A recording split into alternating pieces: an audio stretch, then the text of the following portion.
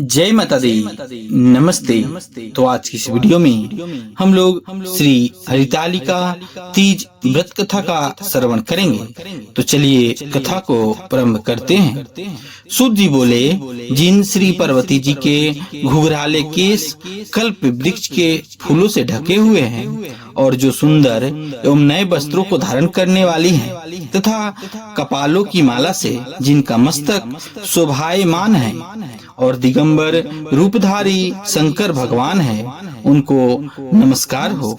कैलाश पर्वत की सुंदर विशाल चोटी पर विराजमान भगवान शंकर से गौरी जी ने पूछा कि हे प्रभु, आप मुझे गुप्त से गुप्त किसी व्रत की कथा सुनाइए। हे स्वामी, यदि आप मुझ पर प्रसन्न हैं तो ऐसा व्रत बताने की कृपा करें जो सभी धर्मों का सार हो और जिसके करने में थोड़ा परिश्रम हो और फल भी विशेष प्राप्त हो जाए।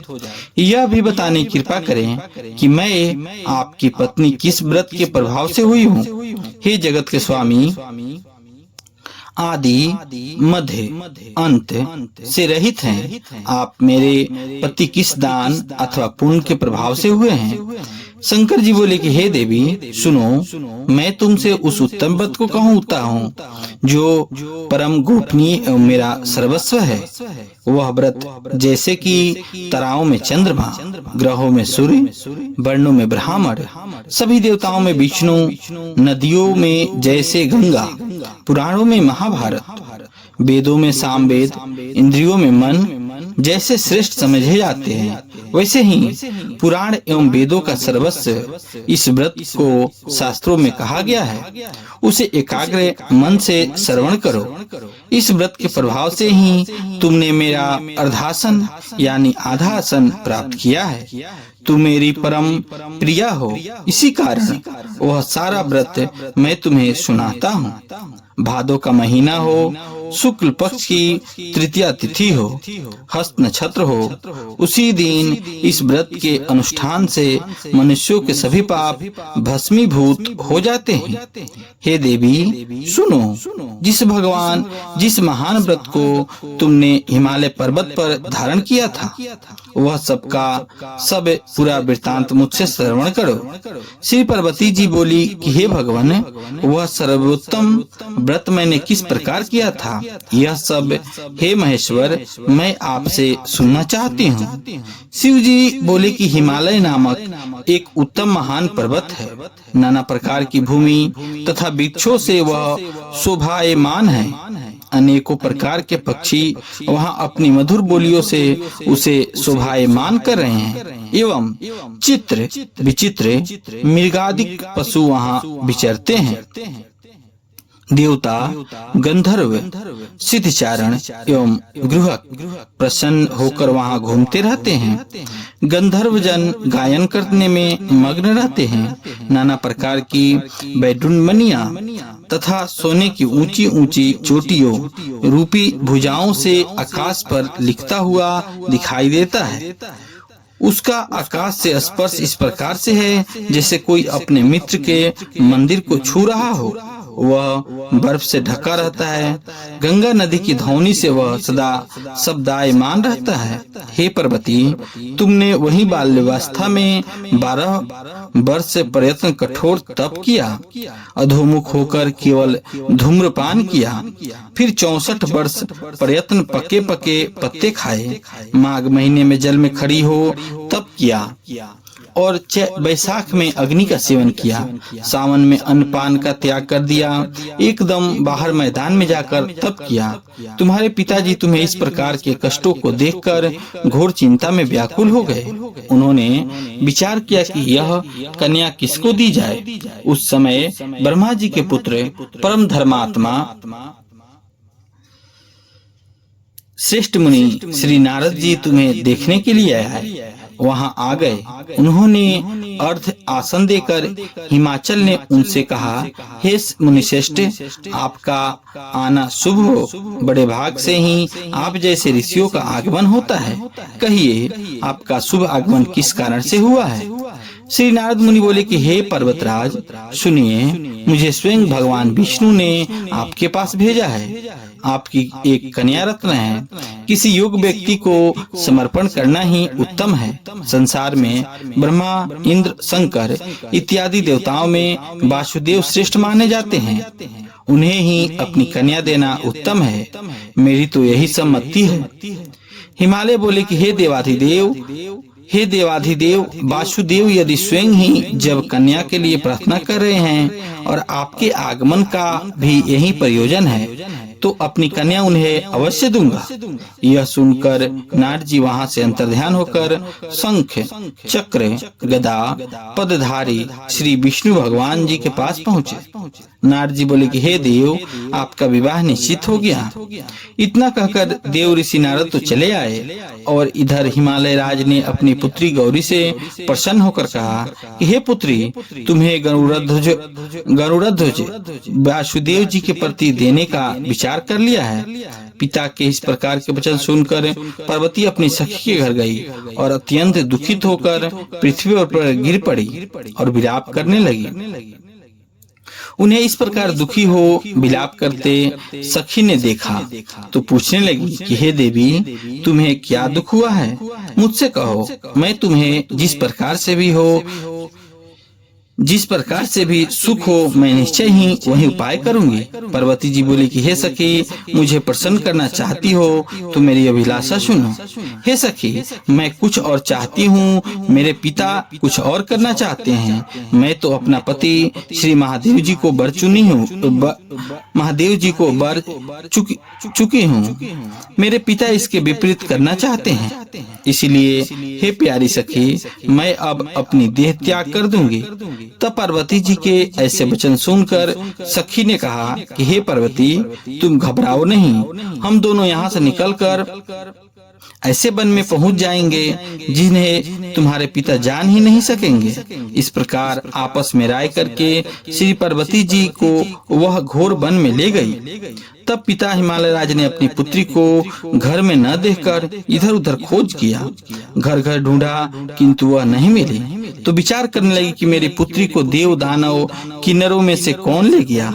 मैं नारद के आगे विष्णु के प्रति कन्या देने की प्रतिज्ञा कर चुका हूँ। अब मैं क्या दूंगा। इस प्रकार चिंता करते करते मूर्छित होकर गिर पड़े।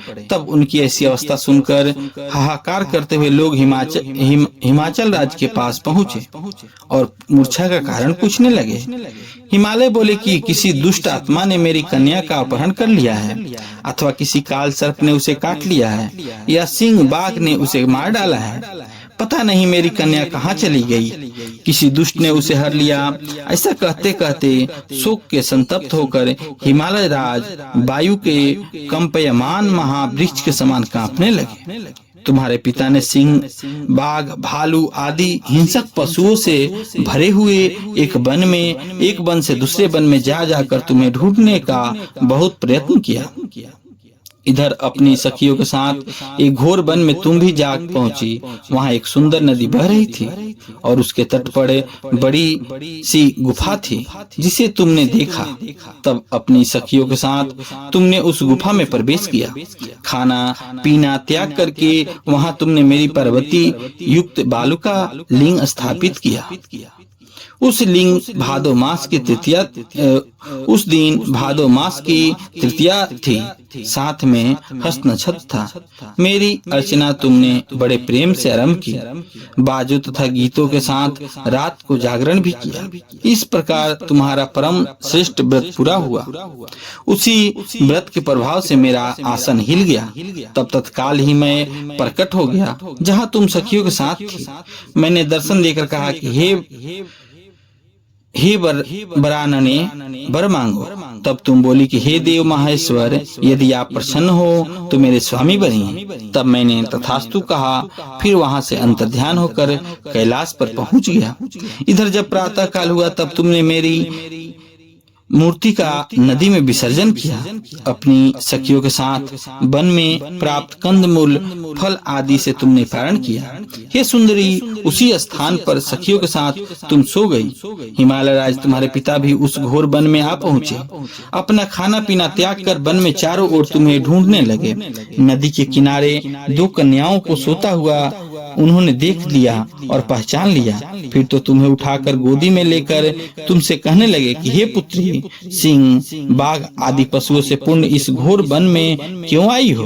तब श्री पार्वती बोली कि हे पिताश्री, सुनिए, आप मुझे विष्णु को देना चाहते थे।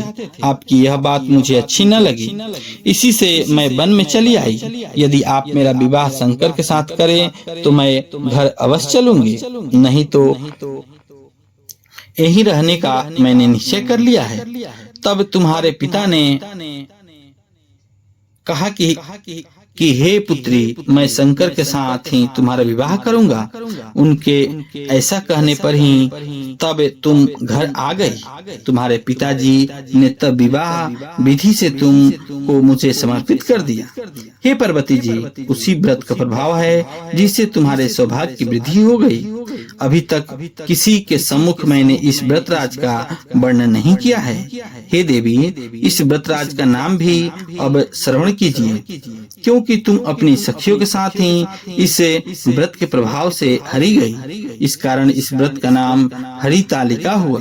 पार्वती जी बोली कि हे प्रभु, आपने इसका नाम तो कहा, कृपा करके इसकी विधि भी कहें। इसे करने से कौन सा फल मिलता है, कौन सा पुण्य प्राप्त होता है और क्या लाभ होता है, और किस प्रकार से कौन इस व्रत को करे। ईश्वर बोले कि हे देवी, सुनो, यह व्रत सौभाग्य वर्धक है। जिसको सौभाग्य की इच्छा हो वह यत्न पूर्वक इस व्रत को करें। सबसे प्रथम वेदी की रचना करें, उसमें 4 केले का खंभे रोपित करें, चारों ओर बंदरबाद बांधे, ऊपर वस्त्र बांधे, विविध रंगों और भी वस्त्र लगावे। उस मंडप के नीचे की भूमि को अपने अनेकों चंदन आदि सुगंधित जल द्वारा लीपे, शंख, मृदंग आदि बाजे बजावे। वह मंडप मेरा मंदिर है, इसलिए नाना प्रकार के मंगल गीत वहाँ होने चाहिए। शुद्ध रेती का मेरा लिंग श्री पार्वती के साथ ही वहाँ स्थापित करें।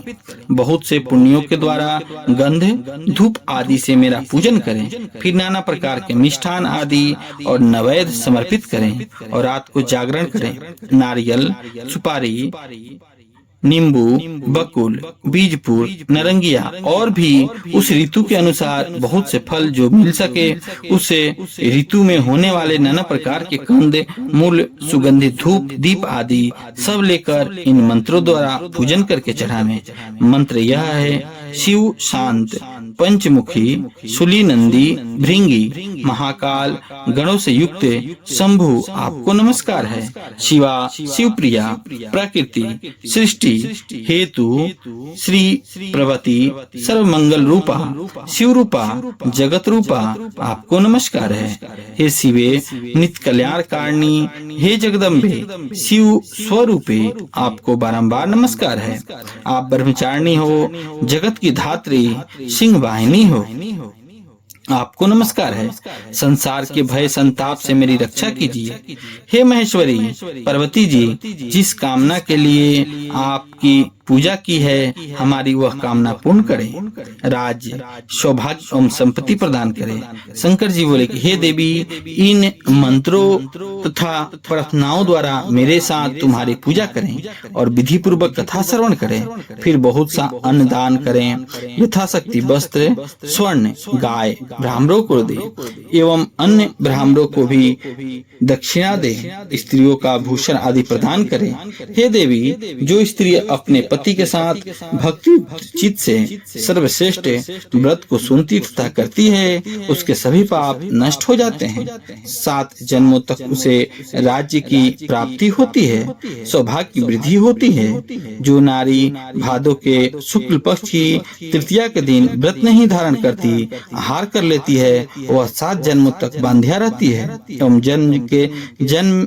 जन्म में विधवा हो जाती है। दरिद्रता पाकर अनेकों कष्ट उठाती है, उसे पुत्र शोक छोड़ता ही नहीं और जो उपवास नहीं करती वह घोर नरक में पड़ती है।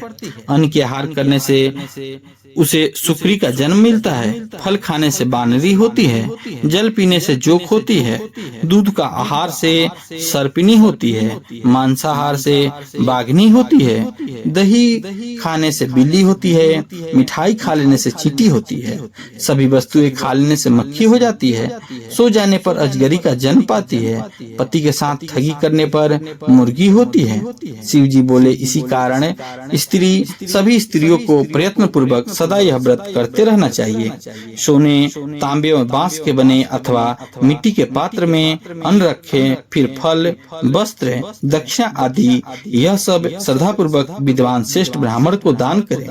अनेक उनके अनंतर पारण अर्थात भोजन करें। हे देवी, जो स्त्री इस प्रकार सदा व्रत किया करती है वह तुम्हारे समान ही अपने पति के साथ इस पृथ्वी पर अनेकों भोगों को प्राप्त करके सानंद विहार करती है और अंत में शिव का सानिध्य प्राप्त करती है।